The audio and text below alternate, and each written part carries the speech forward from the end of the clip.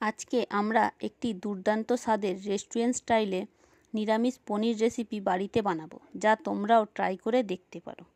এই রেসিপিটা বানানোর জন্য আমরা প্রথমে শুকনো খোলায় 1 চামচ করে গোটা ধনে, গোটা জিরে, গোটা গোলমরিচ আর 8-10টা ছোটো এলাচ, লং, দারচিনি ও 2টো বড় এলাচ হালকা ভেজে নিয়ে ঠান্ডা মিক্সি করে নিয়েছিলাম।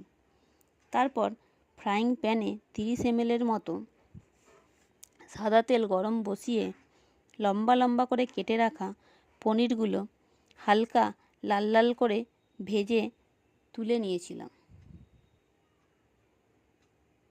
ভাজবো যখন, তখন কিন্তু গ্যাসের ফ্লেমটা আমরা হাইতে দিয়ে রেখেছিলাম। তারপর ভাজা হয়ে গেলে সেই তেলেই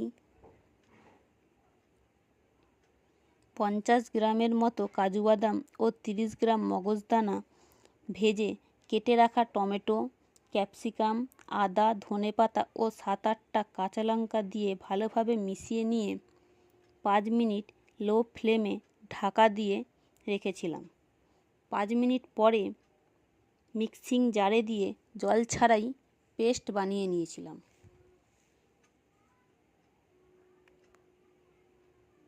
তারপর আবার ফ্রাইং প্যানে 30 ml মতো সাদা তেল গরম বসিয়ে তাতে গোটা গরম মশলা ফোড়ন দিয়ে মিক্সি করা পেস্টটা দিয়ে ভালোভাবে কষিয়ে নিয়ে তেল ছাড়লে 1 চামচ কাশ্মীরি লঙ্কার গুঁড়ো দিয়ে মিক্সি ধোয়া জল অল্প পরিমাণে মিশিয়ে দিয়েছিলাম, যাতে গ্রেভিটা লেগে না যায়। তারপর পরিমাণ মতো নুন, 1/2 চামচ চিনি ও 3 চামচ ফাটিয়ে রাখা টক দই দিয়ে ভেজে রাখা মশলাগুলো দিয়ে ভালোভাবে নাড়িয়ে চাড়িয়ে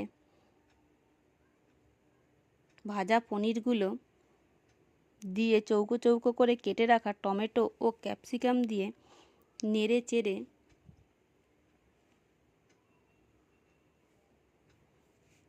5 মিনিট ঢাকা দিয়ে রেখে দিয়েছিলাম। 5 মিনিট পরে কেটে রাখা ধনেপাতা ও কস্তুরি মেথি মেশাতেই তৈরি হয়ে গেল দুর্দান্ত স্বাদের কাশ্মীরি পনির। এটা রাইস, রুটি, পরোটা, লুচি যে কোনো আইটেমের সঙ্গেই হেব্বি যাবে। তাই বানিয়ে জানিও কেমন হয়েছে।